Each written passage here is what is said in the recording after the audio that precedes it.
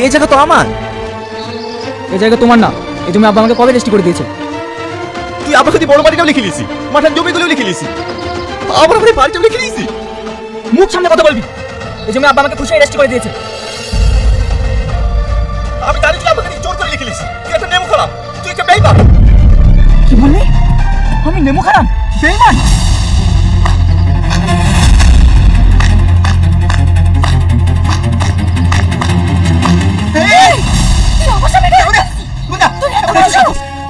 আমার এখানে হ্যাঁ তুই বেইমান, আমি বলছি কি আরে যে বাচ্চা তুই এই না এই লেখা পড়া শিখেছিস, হয়তো তোকে মাস্টার বানিয়েছিস, সেই ভাইকে রাস্তায় বসে তুই লজ্জা করে না?